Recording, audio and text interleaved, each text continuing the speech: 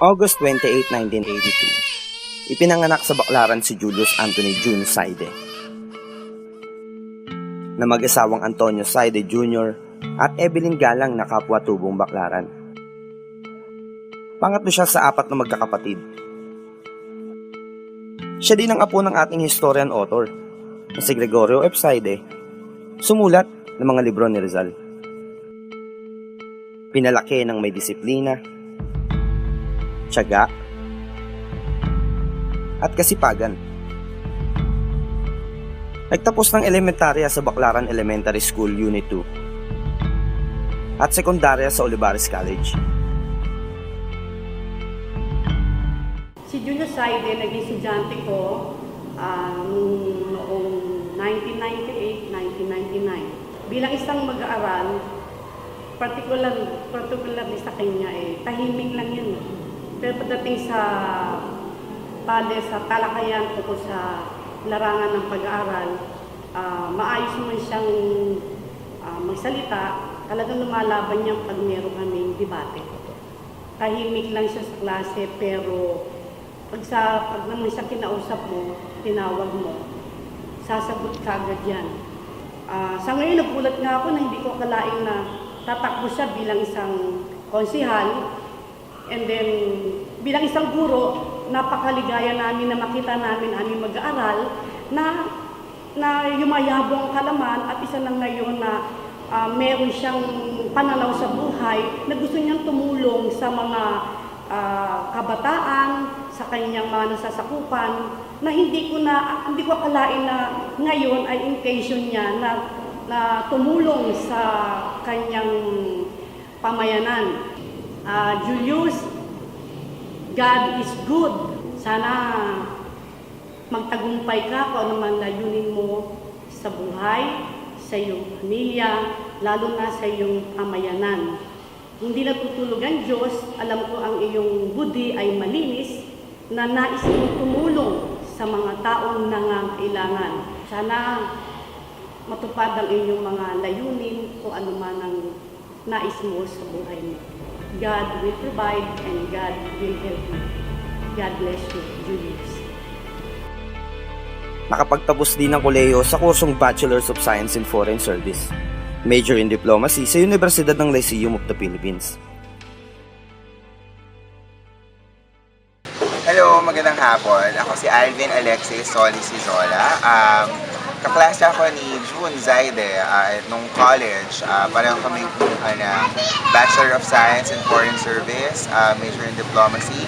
I was also a president of the Student Council, and natatandaan ko nung kabataan namin, actually kinuha ko siya tumakbo sa Student Council. Inayawan niya ako.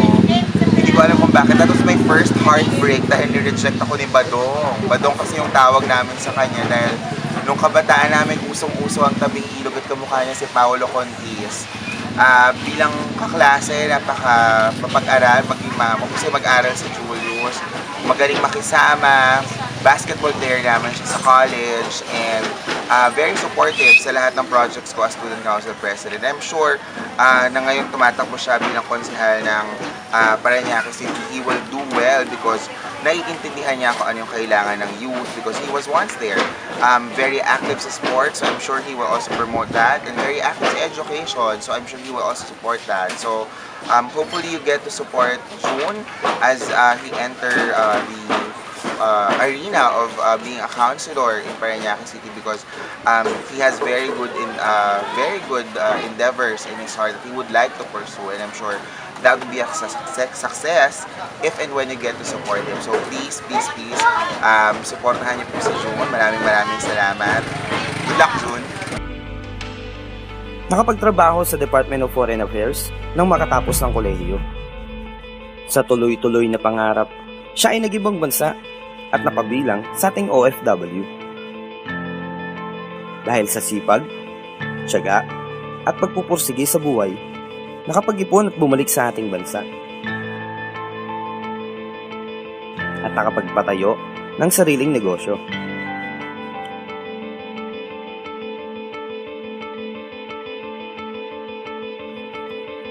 Debotong Katoliko at siya po ay miyembro ng Knights of Columbus, Baclaran Council 5745 at nasa 4th degree. Sa kasalukuyan, siya po ay nagnanais na maglingkod sa unang distrito ng Parañaque. Makapagtalaga na ng mga iba't ibang programa tulad ng medical mission, dental mission, feeding program, at kung ano-ano pa. Maraming salamat, John Saide, sa tinulong mo sa akin. Malaking bagay pagpapa-opera mo sa akin mata. Maraming salamat po kay Mr. John Saide. Kasi nung natulungan niya yung pagka-opera ng mata ko, tuminaw po yung pag-aking paningin. Maraming salamat po. Malaking tulong po kayo sa akin. Thank you po, Sir John Saide. Kagaya nga po nasabi ko, mananalo po kayo at dinadalangin ko po yun. Maraming salamat sa tulong na nagawa niyo sa apo ko.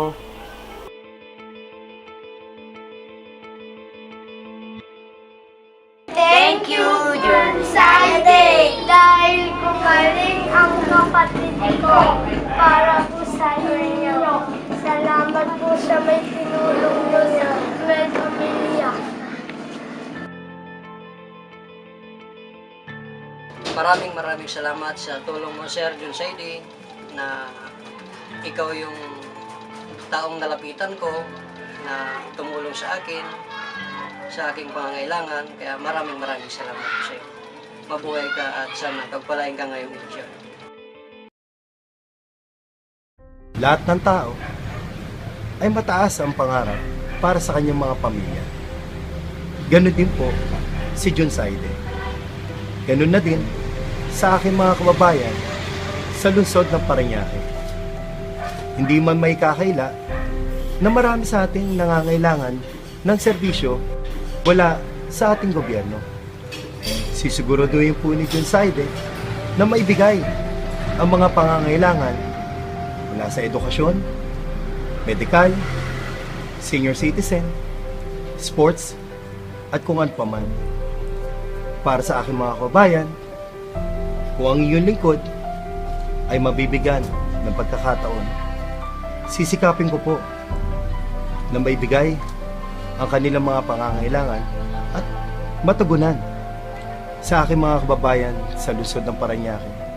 Maraming salamat sa tiwala, pagmamahal at suporta na ibinigay niyo po kay John Saide. Sa inyo po lahat, wag po tayong tumigil mangarap. Pangarap para sa inyong pamilya, pangarap para sa kinabukasan nila. Dahil sa pangarap, nagsisimula ang pagbabago.